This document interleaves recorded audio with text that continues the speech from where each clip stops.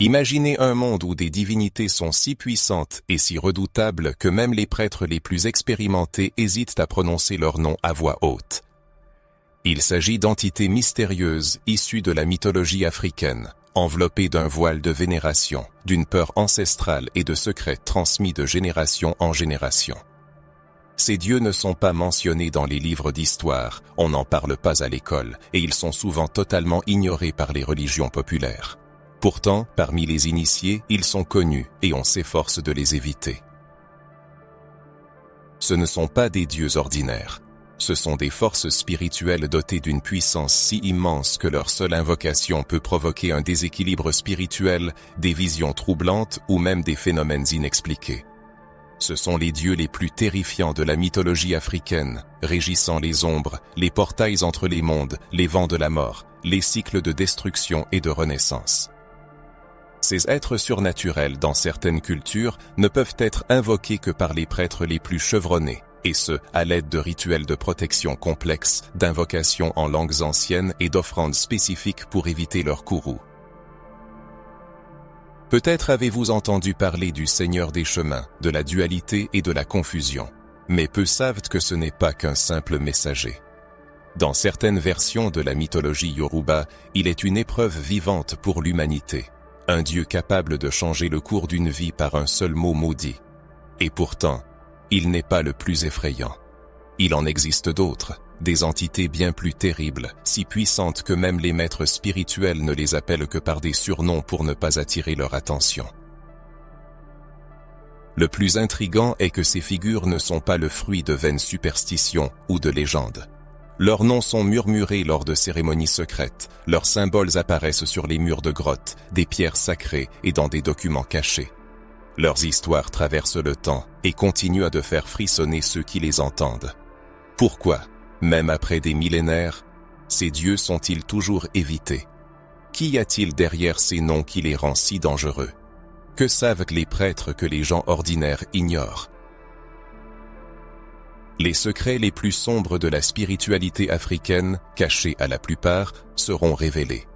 Les noms interdits, les rituels secrets, les légendes oubliées et les forces agissant au-delà de la logique humaine seront dévoilés.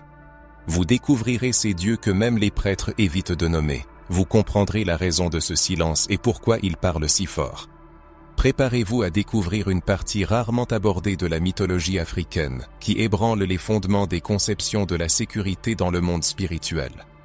Si vous avez déjà eu le sentiment qu'il existe quelque chose de caché, de puissant et d'invisible qui régit des aspects de la réalité, alors cette information est pour vous. Mais soyez prudents. Ce qui sera révélé ici n'est pas pour tout le monde. C'est pour ceux qui sont prêts à affronter l'inconnu. Ce qui va suivre changera complètement votre perception des dieux, du sacré et de la peur. Alors, plongeons véritablement dans l'inconnu. Les noms qui seront prononcés ensuite ne sont pas de simples légendes. Ce sont des entités qui ont façonné des cultures entières, régné sur des mondes spirituels et sont encore vénérés ou redoutés. Vous êtes sur le point de franchir une frontière invisible, une porte entre les mondes visibles et spirituels. Pour comprendre pourquoi certains dieux de la mythologie africaine sont encore craints aujourd'hui, il faut d'abord plonger au cœur même de la spiritualité africaine. Et cette essence ne ressemble à rien de ce que vous avez jamais vu. La mythologie africaine n'est pas simplement un recueil d'anciennes légendes ou de croyances naïves circulant parmi des tribus isolées. C'est un système spirituel ramifié, dynamique, qui traverse les continents, palpite dans le cœur des peuples et conserve la sagesse séculaire de générations. De l'Afrique de l'Ouest aux confins nord et sud du continent, chaque peuple, ethnie et région possède ses divinités, ses rites et ses mystères spirituels uniques. Cependant, tous sont unis par un lien indissoluble entre l'homme, la nature et le monde invisible. Dans la tradition spirituelle africaine, les dieux, connus sous les noms d'Orisha, Vodun ou Ankisi, ne sont pas de lointains habitants des cieux. Ils sont présents dans la vie quotidienne. Ils résident dans les rivières, les vents, le tonnerre dit, le fer, le feu et les arbres anciens. Ils se manifestent à travers les éléments, les émotions humaines et les cycles de vie. C'est pourquoi ils sont entourés d'un profond respect et parfois d'une peur révérentielle. Contrairement à d'autres systèmes religieux où la divinité suprême apparaît comme un père bienveillant et lointain, dans la tradition africaine, il y a des dieux qui accordent des bénédictions, mais il y en a aussi qui soumettent à des épreuves, punissent et sont même capables d'engendrer la folie ou la destruction. Ce sont des forces de nature double, et c'est cette ambivalence qui est souvent la raison de les éviter. Non par malveillance, mais parce que l'interaction avec eux exige une préparation spirituelle, un équilibre intérieur et une connaissance approfondie des rituels. Peu de prêtres sont prêts à prendre un tel risque. La lignée joue un rôle clé dans ce contexte. Dans les croyances spirituelles africaines, les ancêtres ne disparaissent pas dans l'oubli. Ils continuent de vivre dans le monde spirituel, observant, influençant, guidant ou punissant. Beaucoup des dieux les plus redoutables sont étroitement liés au royaume des morts, aux ombres et aux mystères cachés entre la vie et l'au-delà.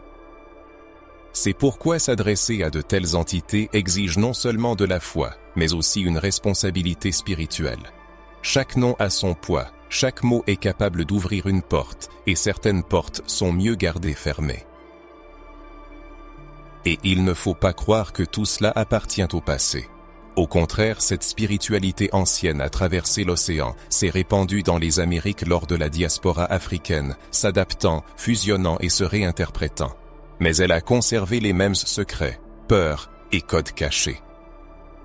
Dans diverses régions du Brésil, des Caraïbes, de Cuba, d'Haïti et même d'Europe, le silence règne encore à la mention de certains noms, car les conséquences de leur invocation sans permission ou sans préparation adéquate sont prises très au sérieux. Imaginez une force spirituelle si puissante qu'une simple mention imprudente attire son attention. Et si elle sent que vous n'êtes pas prêt, elle peut se manifester, vous tester, vous déséquilibrer, de manière subtile ou manifeste. C'est un univers à explorer.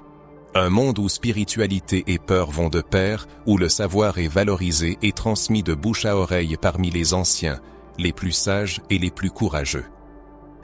Ne vous attendez pas à trouver la même mythologie que dans les manuels scolaires avec des dieux présentés sous un jour romantique. Il s'agit de quelque chose de réel, de vivant et de dangereux si l'on ne fait pas preuve de respect. C'est pourquoi certains noms ne sont même pas prononcés lors des cérémonies publiques. Les prêtres des maisons traditionnelles préfèrent utiliser des noms de code, des titres symboliques ou garder un silence révérencieux. Il existe des entités qui ne sont invoquées que par des symboles tracés sur le sol, des chants en langues anciennes ou des offrandes spéciales laissées dans des lieux de pouvoir spirituel, car il est bien connu. Les noms possèdent un pouvoir. Les noms qui seront bientôt prononcés recèlent des histoires de puissance écrasante, de maîtrise de forces invisibles et d'une autorité spirituelle dépassant l'entendement humain.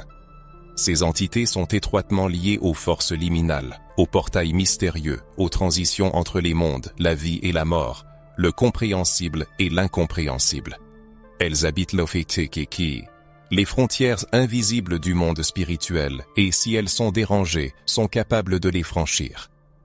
C'est pourquoi depuis de nombreuses générations, certains mythes ont été cachés, enfouis même au plus profond des traditions, non par oubli, mais en raison de leur danger potentiel pour les non-initiés.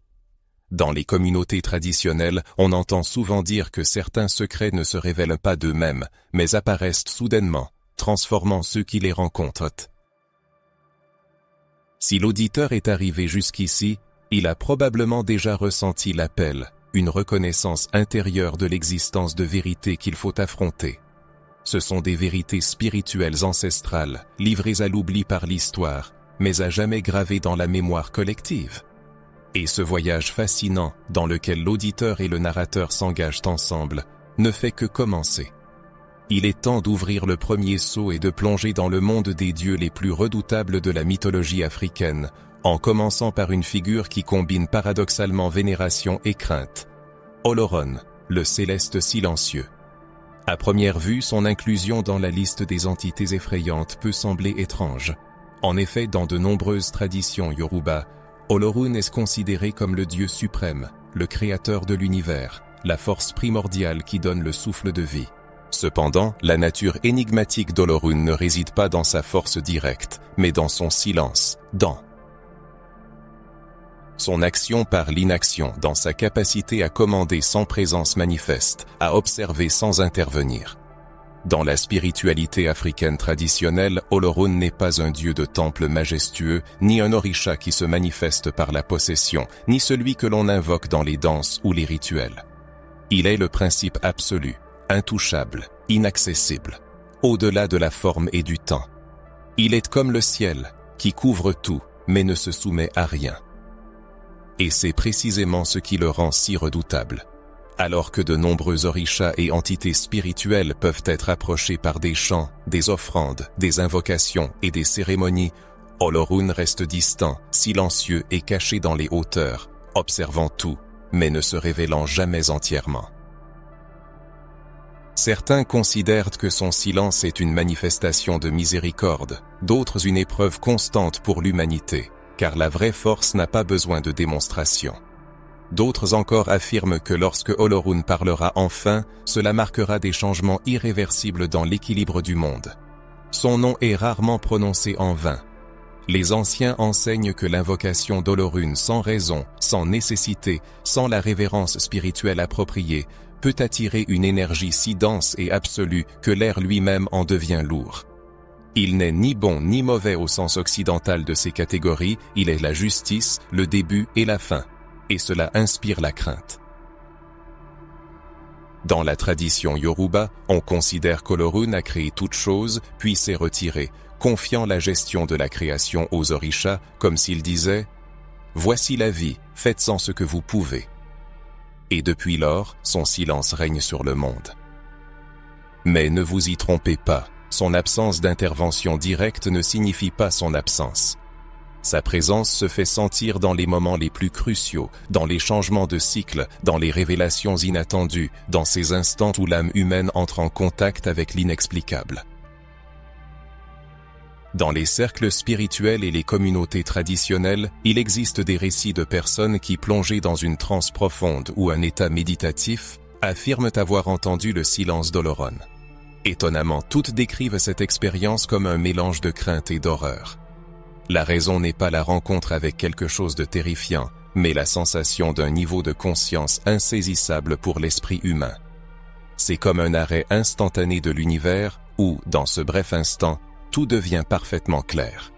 Le silence même d'Olorun représente un langage spirituel accessible à peu de personnes, ce qui en fait probablement un sujet si évité dans certaines conversations, car il incarne l'absolu, défiant toutes nos croyances. Alors que d'autres divinités agissent dans des domaines spécifiques, tels que la guerre, l'amour, le vent ou la mer, Olorun est le champ même sur lequel les événements se déroulent. Il est l'arrière-plan invisible de toute chose, l'océan illimité sur lequel dérivent toutes les autres énergies spirituelles. Dans de nombreux peuples africains et communautés de la diaspora, notamment au Candomblé et à la Santeria, le nom d'Olorun est prononcé avec une prudence particulière.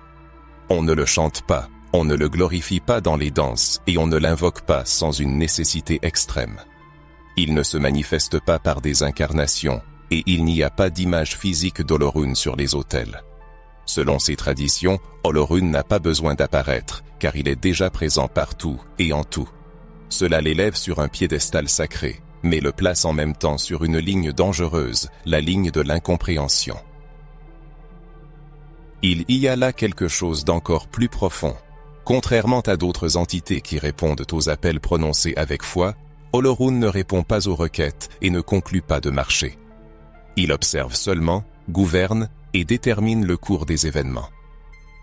Lorsque son énergie se manifeste, c'est comme une éclipse spirituelle, où tout s'arrête, se fige et se soumet à sa volonté. La peur d'Olorun n'est pas une peur ordinaire, c'est la peur de la vérité absolue, de la confrontation avec l'insaisissable, du regard dans un miroir où il n'y a plus de place pour les excuses. Une telle peur paralyse, non pas parce qu'Olorun apporte la destruction, mais parce qu'il expose la vérité. Et il y a des vérités qui, une fois révélées, ne peuvent être oubliées. Par conséquent, bien qu'Olorun soit considéré comme le plus élevé, le plus pur et le plus suprême des dieux, il est aussi le plus évité, car le contact avec lui exige le renoncement, l'abandon et le rejet de tout ce qui est petit, superficiel et profane. Et combien d'entre nous sont vraiment prêts à cela? Oloron ne crie pas et ne menace pas. Il observe simplement. Et quand il décide d'agir, tout change. Ce n'est que la première rencontre avec les dieux terrifiants. Et si Oloron, avec son calme céleste et son absence assourdissante, suscite déjà tant d'inconfort et de révérence, imaginez ce qui va suivre. Après la confrontation avec la présence invisible d'Olorun, l'atmosphère se transforme. Le silence cesse d'être une simple absence de son pour devenir une présence vivante qui pèse, observe et explore. Olorun ne se révèle pas, il impose sa présence. Il n'exige pas, il commande le respect. Et c'est dans cet espace invisible entre le visible et le sacré que l'on ressent sa domination absolue. Dans les profondeurs de la mythologie africaine, Olorun se dresse, figure qui dépasse la simple signification symbolique. Il apparaît comme la source primordiale, une énergie inépuisable dont la présence imprègne toute chose, bien qu'elle reste insaisissable à mesurer ou à toucher. Contrairement aux autres orishas, Olorun ne trouve pas refuge dans les temples, ne se limite pas au cadre d'images et ne participe pas aux rituels. Il précède toute chose, étant le début de tous les débuts. C'est pourquoi dans de nombreuses Zedi traditions, son nom est prononcé avec une révérence particulière. L'on évite de lui adresser des supplications. Oloron n'est pas perçu comme un objet d'adoration, mais comme une entité devant laquelle on garde un silence respectueux. Le culte d'Olorun n'implique pas de fêtes bruyantes, de tambours rythmés ou de danses extatiques. Il consiste en le silence, la méditation profonde et la conscience humble que l'homme est en contact avec quelque chose qui dépasse son entendement, avec une intelligence cosmique dont la grandeur n'a pas besoin de tonnerre pour être entendue, car elle est déjà présente en tout. Cela suffit à inspirer la crainte à quiconque comprend le véritable sens de cette présence. Imaginons un instant un être humain debout devant une présence informe, sans visage, mais ressenti par chaque cellule de l'âme. C'est quelque chose qui ne prononce pas un mot, mais communique directement avec l'essence même de l'esprit, quelque chose d'invisible mais dont la présence est indéniable. Oloron n'est pas simplement quelque chose, mais plutôt toute chose. C'est pourquoi il est évité, même sans violence, menace ou punition, car son silence parle plus fort que 1000 mots. Dans la tradition Yoruba, l'univers apparaît comme un tissu complexe et interconnecté de forces spirituelles. Chaque orisha régit un aspect particulier de la nature, des émotions humaines ou des circonstances de la vie. Cependant, Olorun s'élève au-dessus de tout cela, ne régissant aucune partie spécifique mais étant l'arrière-plan sur lequel se déroulent tous les événements. Il est le ciel qui s'étend sur tous les orishas, le souffle primordial qui met tout en mouvement. Dans certains récits, il est dit qu'il n'a pas besoin de créer avec ses mains, car il crée par ses pensées, et tout ce qu'il conçoit se matérialise instantanément. Il est remarquable que bien qu'Olorun soit considéré comme le dieu suprême, il joue rarement un rôle actif dans les histoires mythologiques. C'est une force qui agit à travers les autres, comme s'il disait « J'ai créé les chemins, mais c'est à vous de décider comment les emprunter ». Cela crée une certaine tension dans les religions africaines. Comment interagir avec un Dieu qui ne répond pas directement, mais régit toute chose? Comment appréhender le silence de celui qui a créé tous les mots? Cette absence est en réalité une présence, si puissante et si omniprésente qu'elle étouffe tout autour d'elle. C'est l'énergie qui fait taire même les prêtres les plus expérimentés, qui fait baisser la tête aux anciens, et qui fait parler peu et seulement si nécessaire les sages. Car quand il s'agit d'Oloron, tout se transforme. L'atmosphère, la conversation, le ton de la voix, la vibration spirituelle. C'est dans cette insaisissabilité que réside sa force, car l'inconnu recèle toujours un pouvoir immense. Ce qui ne peut être expliqué inspire la révérence, mais aussi l'inquiétude. Ce qui n'est pas entièrement révélé ne peut être contrôlé, et les êtres humains, au fond d'eux-mêmes, craignent tout ce qui leur échappe. C'est pourquoi Olorun est vénéré, mais rarement invoqué, car son énergie ne tolère pas la superficialité. Olorun exige une dévotion inconditionnelle, une honnêteté absolue et une soumission totale, ce qui pour la plupart des gens s'avère une épreuve insurmontable de nudité spirituelle. Ce qui est effrayant chez Olorun, ce ne sont pas tant ses actions que ce qu'il représente, la fin des illusions, des justifications et de l'auto-illusion. Devant son regard, tous les masques, les mensonges et les manifestations de l'ego sont impuissants.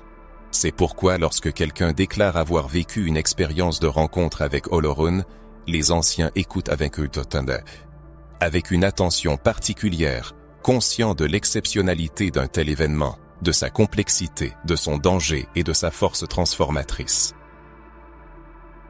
Dans la spiritualité africaine, il est affirmé que toute chose possède un esprit, toute chose est pleine de vie.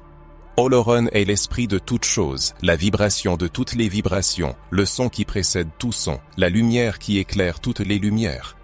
Il est présent au début et à la fin de chaque cycle, son énergie imprègne aussi bien la création que la mort. Il est celui qui insuffle la vie et celui qui la fait taire. Il est le début et la fin du souffle. C'est probablement pourquoi même les adeptes les plus dévoués gardent une certaine distance, non par manque d'amour ou de respect, mais par la conscience qu'on ne joue pas avec une telle énergie. On ne s'adresse pas à Olorun comme à un ami, on ne le cherche pas pour résoudre des problèmes quotidiens.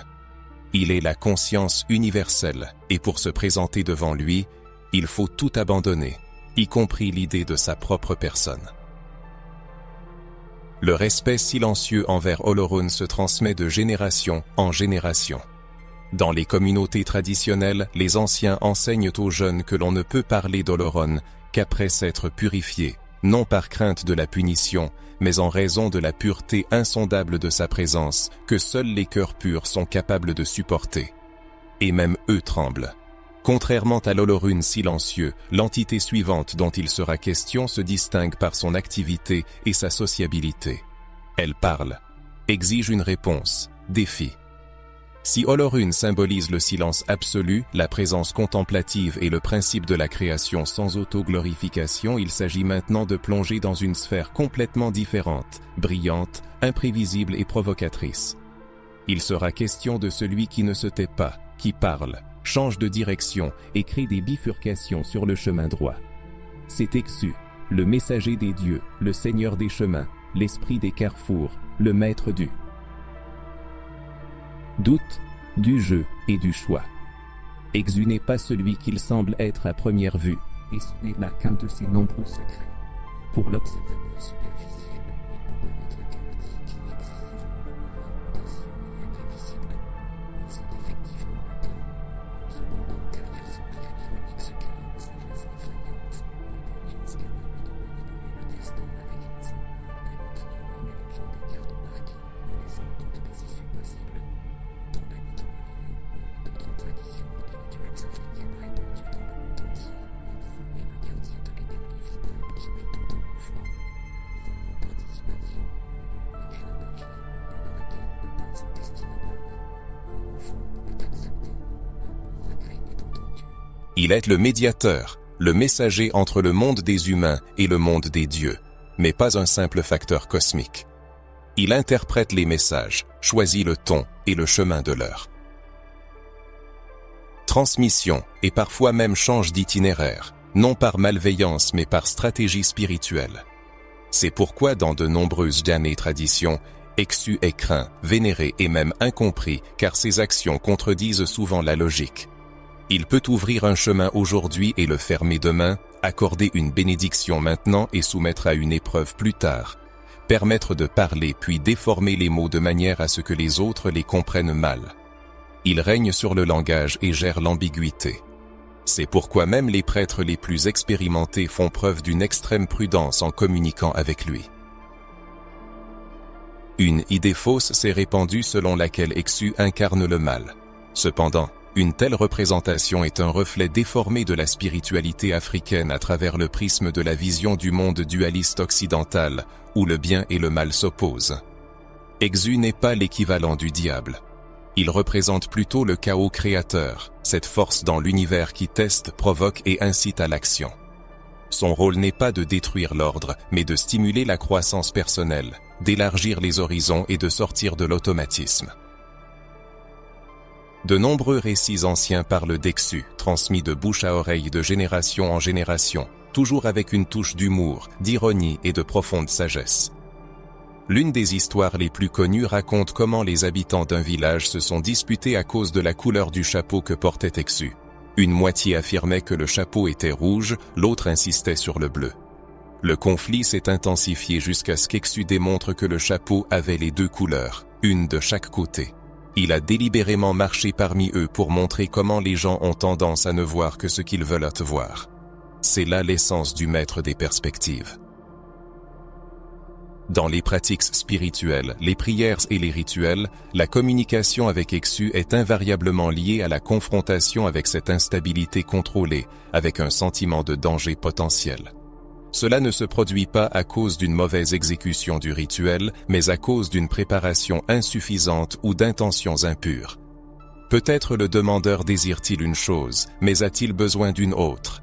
Exu, possédant une sagesse intemporelle, accorde ce qui est nécessaire, même si cela fait mal ou fait sortir de sa zone de confort. Dans certaines écoles spirituelles, on dit qu'Exu se moque de l'auto-illusion. Il ne recourt pas aux punitions, mais utilise des miroirs, plaçant l'individu face aux conséquences de ses propres décisions, paroles et actes. Il offre des choix, sans contraindre mais en indiquant simplement les carrefours. Cependant, une fois le choix fait, il faut en accepter les conséquences. Dans la tradition, Exu est vénéré aux entrées, aux portails, dans les rues et aux carrefours, dans les lieux où l'énergie circule. Il est présent à chaque porte, à chaque passage, et il est salué en premier, en lui rendant hommage. Si Exu ferme les chemins, rien ne peut avancer. Et s'il les embrouille, on peut errer toute sa vie en rond sans s'en rendre compte. L'ambiguïté de son image et la peur qu'il inspire s'expliquent par son imprévisibilité et son incontrôlabilité. Cependant, il n'est pas maléfique mais représente la vérité, brute et sans phare, détruisant les illusions et forçant à réévaluer sa vie. Exu est l'orisha du mouvement, ne tolérant aucune stagnation. Il est constamment en mouvement, tournant, marchant et pénétrant partout.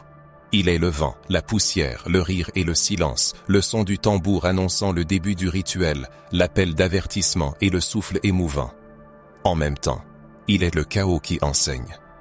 En communiquant avec Exu, il faut sortir de sa zone de confort spirituel, abandonner les préjugés et plonger dans le doute, comme dans une terre fertile. Certaines personnes signalent des changements soudains dans leur vie après avoir négligé le respect envers Exu. Fermeture inexplicable de chemin, mots provoquant des conflits inattendus et des commencements prometteurs se terminant par des pertes. Peut-être ne sont-ce que des coïncidences. Cependant, dans les anciennes écoles, on dit qu'Exu ne punit pas, il enseigne. Mais celui qui n'écoute pas le premier murmure entendra le tonnerre. Poursuivant le voyage dans la mythologie, nous rencontrons un nom qui résonne comme un claquement d'acier et l'écho d'une bataille. Si Exu était le guide au carrefour, où chaque choix est une énigme, nous entrons maintenant sur le territoire d'une force intransigeante, où il n'y a pas de place pour le doute et l'hésitation. Nous sommes accueillis par Ogun, le seigneur de la guerre, le forgeron, le créateur de chemins et le destructeur impitoyable pour ceux qui osent se dresser sur sa route sans la préparation nécessaire. La présence d'Ogun se fait sentir comme le bruit aigu d'une hache brisant le silence. C'est une vibration soudaine qui envahit l'espace environnant avec autorité, comme pour déclarer « Je suis là, soyez prêts ».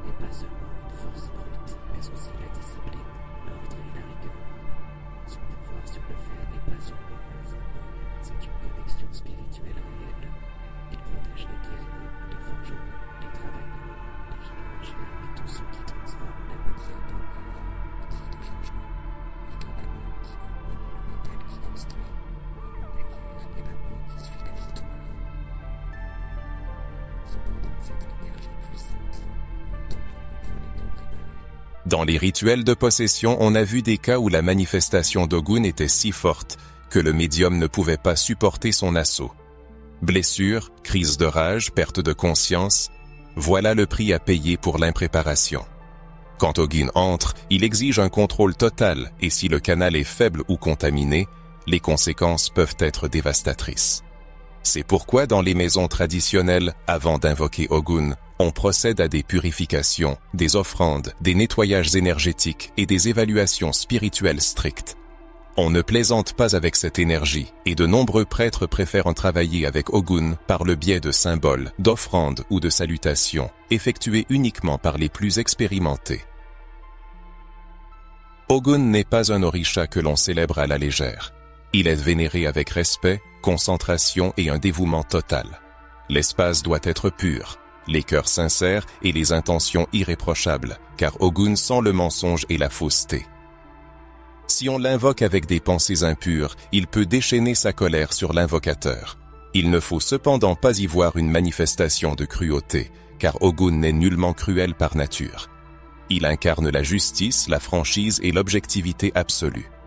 Dans son arsenal, il n'y a pas de place pour les manipulations. Il répond clairement et précisément. Si une personne est prête, Ogun la comble généreusement. Mais si elle se ment à elle-même, il démasque sans pitié ce mensonge. Fuir les problèmes. Ogun forcera à les affronter de front sans accepter aucune excuse. C'est peut-être pour cela que beaucoup le craignent, car il est comme un miroir reflétant ce que nous essayons désespérément de cacher. Et quand il apparaît, tout ce qui est superficiel et faux s'effondre en un instant. Certains affirment qu'Ogun ne fréquente pas les lieux où règne la lâcheté, mais la vérité est qu'il y vient précisément pour l'éradiquer. Son but est de forger le courage, d'inciter à l'action, de relever ceux qui sont tombés, même si cela exige l'usage de la force. Il est ce cri de guerre qui retentit dans les moments où tout semble perdu. Il est cette force qui relève l'homme de la boue du désespoir. Mais il ne faut pas attendre de lui de la tendresse et de la douceur, car Ogun n'est pas synonyme de tendresse, mais de nécessité. Sur le plan spirituel, l'énergie d'Ogun est vitale pour ceux qui aspirent à une véritable transformation, car il ne se contente pas d'indiquer le chemin, il le trace avec force. Et l'ouverture d'un chemin spirituel est souvent liée à la destruction des anciennes structures, à la rupture des liens et à l'abandon du passé. Ogun ne s'intégrera pas là où il n'a pas sa place, et si l'espace n'est pas prêt, il l'élargira de force. Telle est sa nature, telle est sa fonction. Et c'est pourquoi beaucoup le craignent, même ceux qui l'aiment et le vénèrent. Il n'est pas rare qu'après une invocation profonde à Ogun, la vie d'une personne change radicalement.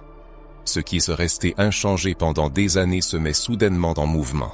Des portes closes s'ouvrent en grand, les masques tombent et les vérités éclatent. Tout cela parce que Ogun n'agit pas selon les mesures du temps humain, mais selon la nécessité. Et si une personne déclare son désir de changement, Ogun prend cela comme une directive et change tout autour d'elle.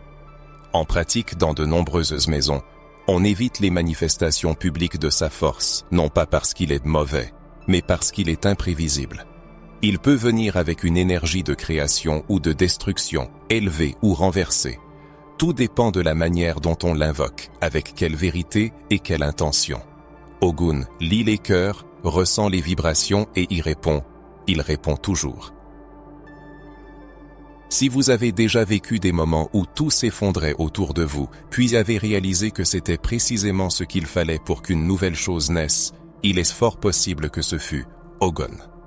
Si vous avez déjà ressenti une force inexplicable vous poussant à vous lever, à agir et à vous libérer d'une influence toxique, c'était peut-être lui. Ogun ne demande pas la permission, il vient et décide. Et maintenant, il est temps de se préparer, car à l'horizon se profilent les vents du changement, apportant avec eux la disparition de l'ancien et une profonde transformation. Si Ogun a enseigné que chaque chemin exige des efforts, du courage et une coupe précise de tout ce qui est superflu, il est maintenant temps de se tourner vers la force qui vient après la guerre. Vers l'énergie qui balaie ce qui reste, rassemble ce qui a fait son temps, nettoie, balaye, soulève et transforme. Vers une énergie féminine, intense, puissante, imprévisible et absolument incontrôlable. Nous sommes maintenant devant elle, Oya, la maîtresse des vents et des tempêtes, la gardienne des portes de l'au-delà, la reine qui commande les vents du changement et les esprits des morts, celle qui danse entre les mondes, un pied dans la vie, l'autre dans la mort. Oya n'apparaît pas seulement comme une déesse puissante, mais comme l'incarnation d'un tourbillon spirituel dont l'influence modifie irréversiblement tout ce qui l'entoure. Tel un ouragan, elle balaie ce qui est obsolète, emporte les feuilles sèches du passé, détruit ce qui est périmé et ouvre des horizons lumineux là où régnait auparavant l'obscurité. Cependant, ses actions sont dépourvues de douceur, elle agit avec persévérance, force et une vérité inébranlable. Oya n'attend pas que vous soyez prêts, elle s'abat, tourbillonne dans une danse de transformation, et si vos racines ne sont pas assez solides, vous risquez d'être emportés par son vent. Cette Orisha a un lien profond avec les cimetières, le monde des ancêtres et les portails entre les dimensions. Elle se tient en sentinelle aux portes qui séparent le monde des vivants et le monde des esprits, accompagnant les défunts dans leur voyage spirituel. Elle transmet aux vivants les murmures des ancêtres, leur volonté et leurs conseils. C'est pourquoi elle est vénérée comme la gardienne de la vie, apportant le renouveau et en même temps crainte comme la maîtresse de la mort, qui arrive soudainement et sans avertissement. Oya est l'incarnation de la transition, la transformation divine. Dans la spiritualité africaine et les traditions afro-diasporiques, Oya symbolise la force féminine qui ne connaît pas la soumission. Elle ne demande pas de place, elle la prend. Elle n'obéit pas, elle guide. Son lien avec les éléments est profond et indissoluble. Elle ne se contente pas de contrôler les vents, elle est le vent. Elle n'observe pas seulement les éclairs, elle est l'éclair aveuglant qui transperce les cieux.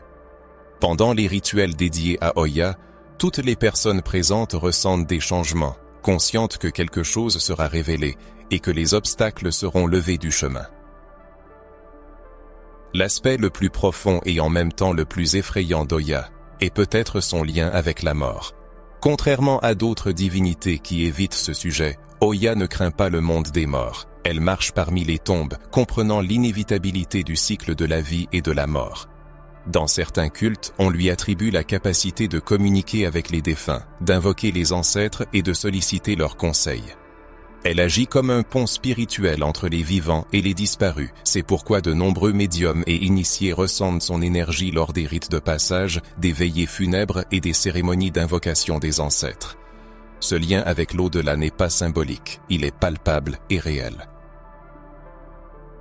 On raconte des cas où, lors de transes spirituelles dans les rituels d'Oya, des personnes affirmaient voir des proches décédés, entendre des voix du passé et sentir la présence des ancêtres. Tout cela fait partie de son pouvoir. Elle n'accepte pas seulement la mort, elle la transforme.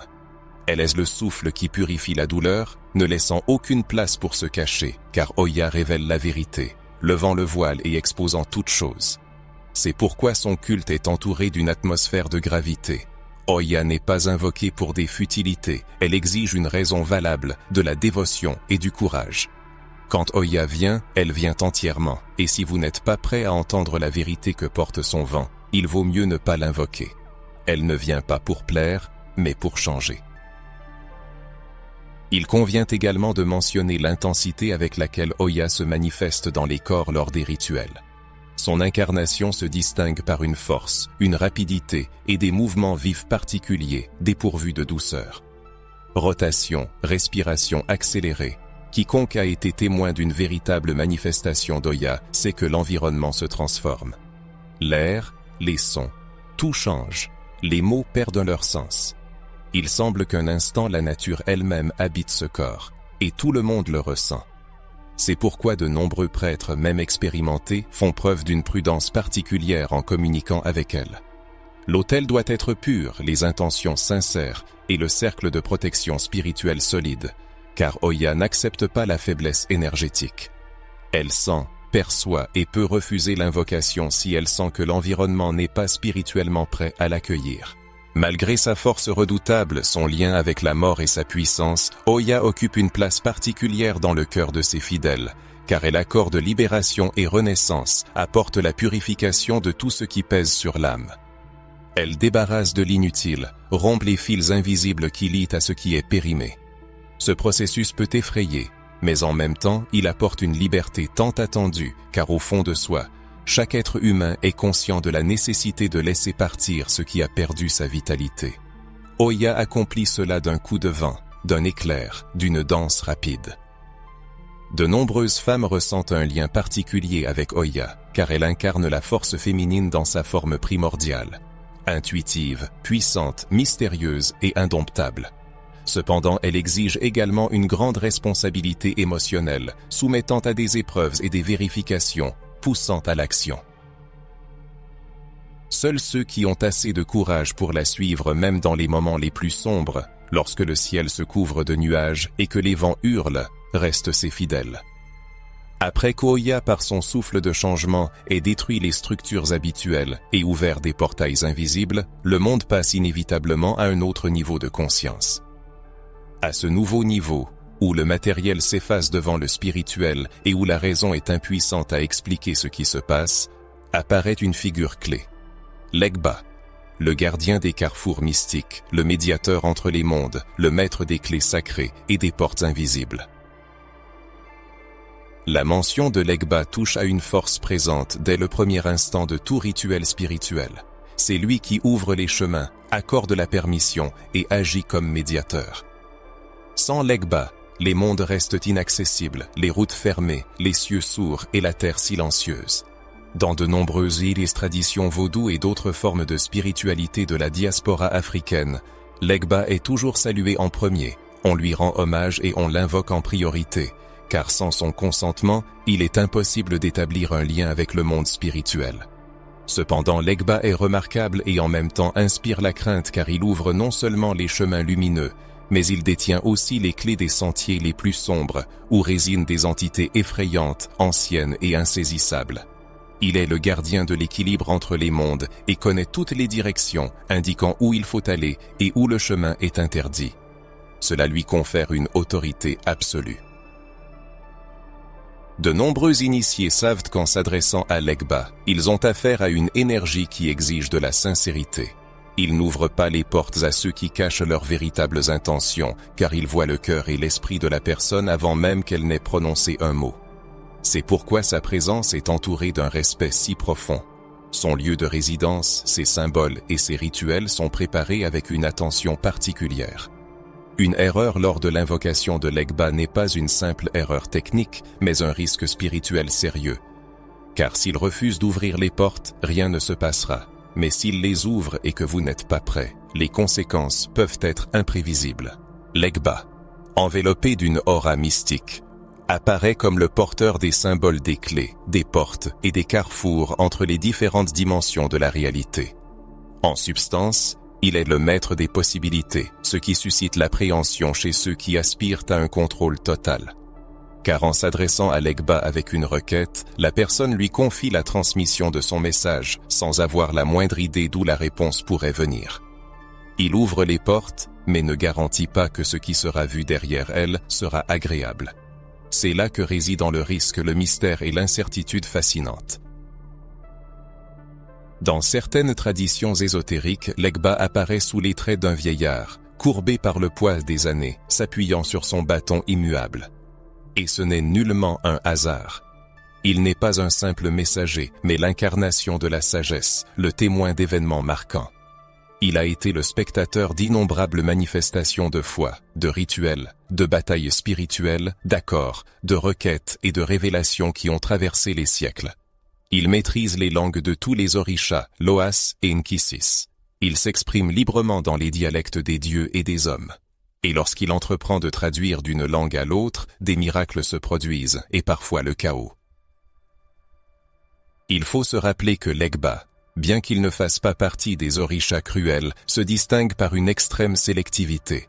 C'est précisément pour cette raison que certains préfèrent ne pas mentionner son nom à la légère. Il existe des codes spéciaux, des noms secrets, et des prières connues uniquement des adeptes les plus initiés et expérimentés, car ce n'est pas pour rien qu'on l'appelle le gardien des portails. On ne peut pas adresser des requêtes à celui qui a le pouvoir d'ouvrir les portes vers d'autres mondes sans être sûr de ses intentions et de ses actions. Dans les chroniques des cérémonies vaudou traditionnelles, on trouve des mentions de cas où Legba a été invoqué à la hâte, sans la préparation spirituelle adéquate. Et alors se produisait un déversement puissant de diverses manifestations. Des entités apparaissaient, à la fois reconnaissables et totalement inconnues. Les personnes présentes ressentaient que quelque chose de bien plus grand qu'elles-mêmes avait été libéré. Une force que seuls ceux qui avaient pleinement compris les chemins de l'invisible pouvaient contenir. C'est là toute la puissance de Legba. La peur qui surgit à la mention de son nom n'est pas liée au fait qu'il fera du mal, mais au fait qu'il exécutera précisément la demande, transmettra le message au bon destinataire et les réponses reviendront à la vitesse de l'éclair. Car lorsque la porte s'ouvre, un flux spirituel commence, dans lequel il n'y a plus de place pour le contrôle humain, mais seulement la confiance, la foi et l'humilité. C'est pourquoi les rituels dédiés à Legba sont si vénérés et souvent accompagnés d'offrandes spéciales, cachaça, tabac, maïs, huile de palme, des éléments symbolisant la terre, le feu et les ancêtres. Car Legba est issu de la terre mais voyage entre les mondes. Il est présent dans chaque recoin spirituel. C'est lui qui murmure les mots avant la transe, tourne la clé avant la vision et allume la bougie avant que l'esprit ne parle. Il incarne aussi l'humour, la sagesse cachée sous un masque. Dans de nombreuses légendes, Legba apparaît comme un farceur, ironisant sur ce qui se passe, organisant toutes sortes d'épreuves. Il peut se moquer des questions stupides, inverser les mots pour montrer que ce que l'on demande n'est pas toujours ce que l'on désire vraiment. Il est à la fois simple et profond, enfant et vieillard, rire et énigme. Et c'est pourquoi sa force reste si souvent incomprise. Il n'est pas rare de voir des initiés pleurer en ressentant sa présence, car avec lui vient le commencement. Et chaque commencement est porteur de peur, d'attente et d'humilité. Legba est le point de départ. Et quand il vient, quelque chose commence inévitablement. Une guérison, une confrontation, un appel, une porte s'ouvre qui ne se refermera jamais. Après avoir traversé les sentiers mystiques de Legba, ressenti le poids du choix spirituel et été témoin de l'ouverture des portails entre les mondes, le récit nous mène en présence de quelque chose de transcendant. Ce quelque chose ne se manifeste pas par des danses, des rafales de vent ou des éclairs. Il ne prononce pas de mots, ne se montre pas, mais observe inlassablement, juge et ressent. Une essence dont la peur n'est pas due à son intervention directe, mais à la conscience qu'aucun détail n'échappe à son œil omniscient. Rien ne reste caché, et aucune intention n'échappe à son attention. Niamey, le dieu du jugement suprême, apparaît dans un silence qui parle plus fort que 1000 mots. Dans de nombreuses traditions spirituelles africaines, Niamey occupe une place particulière. Il n'est pas un dieu qui vient avec la guerre, qui déchaîne la colère ou qui punit par la violence. Il est l'observateur s'élevant au-dessus de tous les êtres vivants, pénétrant non seulement leurs actions, mais aussi la vérité cachée dans leur cœur. Niamey juge non seulement l'acte commis, mais aussi les motivations qui le sous-tendent. C'est cette différence qui le rend à la fois redoutable, vénéré et évité. Contrairement à d'autres entités qui peuvent être invoquées par des chants, des offrandes, des danses et des contacts, le nom de Niam est rarement prononcé à voix haute. Son nom est murmuré ou même pas prononcé du tout, restant seulement dans les pensées. Invoquer Niam, c'est placer son âme devant un miroir qui ne fait aucune concession au mensonge. C'est apparaître nu devant soi-même, être vu dans toute sa plénitude, physique, émotionnelle, énergétique et spirituelle. C'est être lu par une intelligence supérieure qui comprend même ce qui est caché à sa propre compréhension.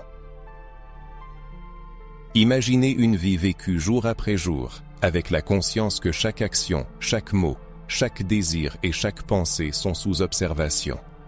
Non pas avec colère ou hâte, mais avec une attention sacrée, enregistrant tout, chaque tournant de la vie, chaque choix insignifiant fait en l'absence de témoins. C'est le champ où réside Niam, l'espace de la vérité absolue. C'est pourquoi dans les communautés où son nom est mentionné, un profond silence s'installe. Niam incarne la justice sacrée, au-delà de la punition, de la loi et des institutions humaines. Il représente l'ordre spirituel invisible qui régit l'univers, la force qui équilibre les conséquences, pèse les actions et distribue ce que chaque être porte dans sa vibration. Niamey ne punit pas. comme un juge terrestre, mais permet à la véritable essence de chaque personne de se manifester. Il n'intervient pas, il ne fait qu'exposer. Dans de nombreuses traditions, l'expression « Niamey observe » est courante.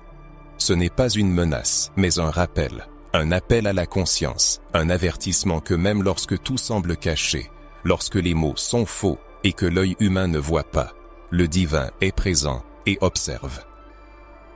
L'esprit du jugement suprême est toujours là. Cette compréhension maintient beaucoup sur le chemin de la droiture, non par peur, mais par respect de l'ordre universel. Dans certains paradigmes culturels, il est admis que Niamey étend son œil omniscient non seulement sur le monde des vivants, mais aussi sur la demeure des défunts. Il est investi du rôle d'arbitre suprême, pesant l'âme qui a franchi le seuil de l'autre monde. Il détermine le destin futur de l'esprit. Est-il digne de poursuivre son chemin, de revenir dans le monde des vivants par la réincarnation, ou est-il condamné à errer à la recherche de leçons non assimilées? En d'autres termes, Niamey transcende le temps humain éphémère.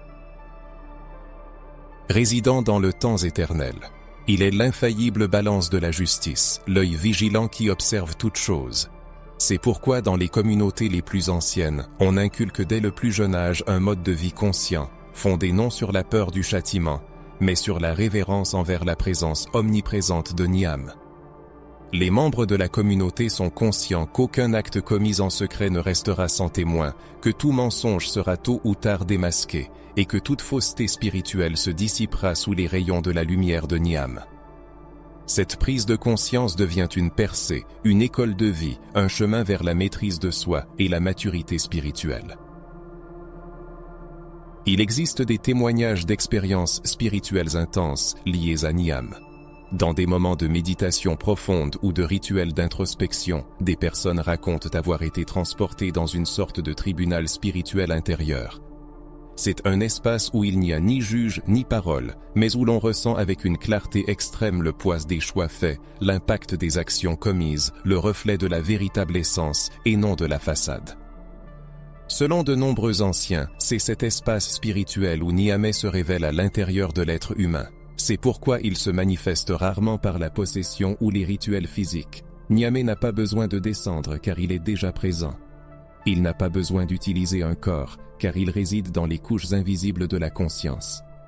Et lorsqu'il se manifeste, cela se produit par une illumination soudaine, une compréhension incontestable, un silence qui parle plus fort que 1000 voix. Face à la seule réaction possible est le silence, l'humilité et le repentir. Non pas le repentir dicté par la peur, mais celui qui naît de la conscience de sa véritable essence.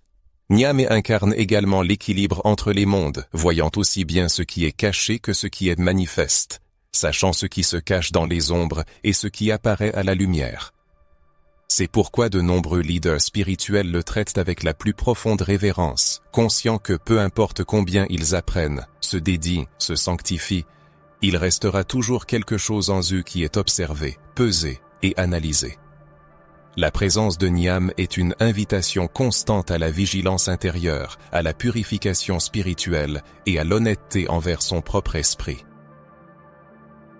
Après avoir cheminé sous le regard attentif de Niam, observant silencieusement toutes choses et pesant les intentions avec une justice suprême, nous pénétrons un territoire où la notion même de dualité est remise en question. Ici, la lumière et l'ombre coexistent dans un seul corps divin, et la création et la destruction ne sont pas des opposés, mais des facettes d'un même principe. L'équilibre n'apparaît pas comme une ligne droite, mais comme une spirale, tournant entre les extrêmes avec une sagesse qui dépasse la logique humaine. Nous nous tenons devant Maou Lisa, divinité duale, principe double, souffle de vie et éclair de châtiment, matrice qui donne la vie et feu qui consume toute chose. Dans de nombreuses traditions spirituelles d'Afrique de l'Ouest, notamment chez le peuple de la région du Dahomey, Maou et Lisa sont considérés comme des entités complémentaires et indissociables, incarnant le masculin et le féminin, le jour et la nuit, la bonté et la rigueur, la création et la punition. Elles sont les facettes d'un seul être cosmique qui, d'une part, bénit avec la fertilité, la sagesse et l'harmonie, et d'autre part, châtie avec la force, la folie et la destruction. C'est cette dualité qui rend cette divinité si terrifiante et évitée, même par les prêtres les plus expérimentés. La raison de l'imprévisibilité de Mawuliza réside dans son refus de la linéarité. Elle ne répond pas aux requêtes sans avoir évalué l'équilibre général. Une supplication pour la paix peut se transformer en chaos, une demande de guérison en douleur et une quête d'illumination en une plongée dans les ténèbres les plus profondes de l'âme. Tout dépend de l'approche, de la préparation au sacrifice, du courage de se voir tel que l'on est et de l'acceptation de la vérité. La véritable force spirituelle exige de la responsabilité. Contrairement aux divinités agissant directement, que ce soit par la guerre, l'ouverture de nouveaux chemins ou la transformation, Mawuliza agit progressivement, par des processus internes, souvent imperceptibles pour ceux qui recherchent des résultats immédiats. C'est pourquoi les récits de son œuvre sont remplis de processus longs, intenses et complexes. Les gens se sont sentis perdus, désorientés, émotionnellement brisés, jusqu'à ce qu'ils comprennent que ce qui se passait n'était pas une destruction, mais une reconstruction par la déstructuration, comme un sculpteur brise une vieille forme pour en créer une nouvelle. Un ancien enseignement spirituel dit « On ne peut invoquer Lisa sans être préparé par Mawu. Le sens en est plus profond qu'il n'y paraît. » Mawu symbolise l'énergie maternelle, créatrice, protectrice. Elle donne naissance, modèle, forme l'invisible. Lisa, quant à elle, est l'éclair, la discipline, la confrontation avec l'inadéquat. Invoquer Lisa sans la gestation spirituelle de Mawu, c'est comme demander un jugement sans reconnaître sa culpabilité, comme sauter dans le feu sans se préparer à la chaleur. C'est là que réside le danger. Les mythes racontent l'histoire de personnes dont la curiosité ou l'arrogance spirituelle les a poussés à invoquer directement Lisa, sans préparation, humilité, ni connaissance. La folie, la désorientation, la perte du sens de la réalité les attendaient. Lisa détruit l'ego, les illusions, arrache les masques. Un esprit non préparé à la connaissance de soi peut se briser, comme un verre fragile sous le coup d'un marteau. Mais Mawuliza n'est pas une divinité cruelle. Au contraire, ses actions sont dictées par la compréhension des cycles universels. Sans confrontation, pas de croissance, sans destruction, pas de place pour le nouveau. Sans la nuit, le jour perd de sa valeur, de même que la maladie fait apprécier la santé. Si ces mots ont atteint votre oreille, peut-être êtes-vous prêt pour une révélation spirituelle. Non pas une vision mystique de belles images et de doux discours, mais une révélation qui déchire l'âme pour sa renaissance. Lors de cérémonies profondes, Mawuliza se manifeste rarement de manière traditionnelle. Sa présence se fait sentir par des phénomènes inhabituels. Des changements énergétiques soudains, des éclairs inexplicables, des mots dans des langues oubliées, des frissons. On dit qu'à l'approche de Mawuliza, les vents se calment, les sons s'arrêtent. Le temps s'immobilise, la nature elle-même s'incline en signe de respect, comme la forêt avant la tempête. Il n'est pas rare que les adeptes de Mawuliza vivent une vie pleine de contrastes, connaissant aussi bien de profondes chutes que des ascensions vertigineuses. Ce sont des êtres qui ont connu l'amertume des pertes et la joie des triomphes, ayant conservé la foi en eux-mêmes, même après avoir tout perdu. Mawuliza ne cherche pas les plus forts, elle choisit les plus sincères, ceux qui ont le courage de changer, même si cela exige un don total de soi. Elle appelle ceux qui n'évitent pas n'évitent pas le chaos, mais dansent avec lui jusqu'à ce que sa véritable essence se révèle. La rencontre avec cette divinité transforme à jamais l'individu, le forçant à se voir tel qu'il est, avec toutes ses qualités et ses défauts. Elle exige l'acceptation de la lumière comme de l'ombre, la conscience que la spiritualité n'est pas seulement protection, mais aussi lutte, non seulement amour, mais aussi correction, non seulement bénédiction, mais aussi abnégation. C'est peut-être pour cela que de nombreuses lignées préfèrent ne pas prononcer le nom de Mawuliza à voix haute, car il possède une force insusceptible de manipulation, une énergie qui rejette la superficialité et une conscience qui exige une pleine lucidité. Mawuliza enseigne que la création et la destruction sont indissociables, et que la lumière brille le plus intensément dans l'ombre. Il est maintenant temps de plonger dans un aspect encore plus secret de l'ancienne spiritualité africaine. Le moment où les justifications sont inutiles, le repentir tardif et la justice spirituelle arrivent silencieusement, Inexorablement et irréversiblement, c'est le temps d'Agbunabali, le moissonneur nocturne, divinité errant dans l'obscurité à la recherche des coupables, entité visitant les injustes dans leurs rêves et exécutant la rétribution. Même le murmure du nom d'Agbunabali fait taire les prêtres expérimentés, car il n'est pas seulement une force punitive, mais un reflet direct du mensonge spirituel, de la tromperie rituelle et de l'hypocrisie dissimulée sous de beaux rites. C'est l'esprit qui descend lorsque tous les autres se retirent, une épée invisible qui punit sans avertissement, atteignant toujours sa cible et ne prononçant pas un mot. Il agit simplement. Les actions d'Agbunabali inspirent la terreur, car elles se produisent soudainement. Aucune prémonition, aucun symptôme, aucune possibilité de se préparer. On raconte des histoires de personnes endormies paisiblement et qui ne se sont pas réveillées. D'autres, s'adonnant à des pratiques spirituelles douteuses, ont fait des rêves troublants d'une figure encapuchonnée, observant silencieusement depuis un coin de la pièce. Cet invité nocturne, sans prononcer un mot, les dévorait du regard. Peu après, ces personnes ressentaient de l'épuisement, de la confusion mentale, des troubles émotionnels et des maladies inexpliquées par la médecine. Les attentifs comprenaient que ce n'était pas une maladie ordinaire, mais une rétribution spirituelle. Si Agbunabali a décidé d'agir, il est impossible de l'arrêter. Les offrandes ne le repousseront pas, les prières ne le convaincront pas. Il vient lorsque le cycle est achevé, lorsque l'action est commise et que le déséquilibre exige une correction. La peur de lui est si grande que dans les anciens temples, son nom n'est pas prononcé à voix haute, remplacé par des euphémismes, des mots de code ou des regards d'anciens pour éviter d'attirer son attention. C'est particulièrement dangereux pour ceux qui gardent de sombres secrets. Agbunabali enseigne également, mais non traditionnellement. Il ne donne ni conseil ni révélation, mais enseigne par le choc, les conséquences et la douleur.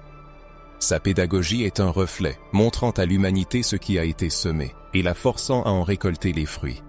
C'est pourquoi il est respecté par ceux qui vivent honnêtement et recherchent sincèrement la spiritualité, même en commettant des erreurs.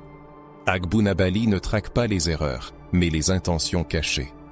Beaucoup le voient comme un esprit vengeur, mais c'est une vision superficielle. Agbunabali ne se venge pas, il équilibre. Il fait partie du mécanisme invisible qui régule l'univers lorsque le désordre dépasse les limites. Sa figure inspire la révérence, la peur et le silence, car sa force vise la prise de conscience et non les applaudissements. Les prêtres évitent de l'invoquer, sachant qu'il n'y a pas de retour en arrière. On ne peut pas négocier avec lui ni l'apaiser par des offrandes et des discours. Il vient pour couper, purifier et mettre fin au cycle pourri, ne laissant derrière lui que le silence.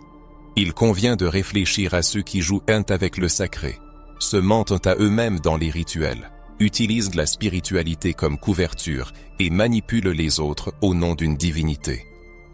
Ces personnes, sans le savoir, sont en équilibre au bord de la présence d'Agbunabali. Il est possible que beaucoup évitent de parler de lui parce qu'ils ressentent inconsciemment sa proximité. Puisque vous n'avez pas arrêté à mi-chemin et que vous continuez à lire, cela signifie que quelque chose de profond en vous a résonné avec ces lignes. Peut-être est-ce un souvenir remonté des profondeurs de la mémoire, ou peut-être un sentiment que vous n'avez pas encore pleinement conscientisé. Mais le fait même que vous soyez arrivé jusqu'à la fin témoigne que votre âme aspire insatiablement aux connaissances secrètes, aux mystères inexplorés et à la vérité spirituelle qui ouvrira de nouveaux horizons de compréhension.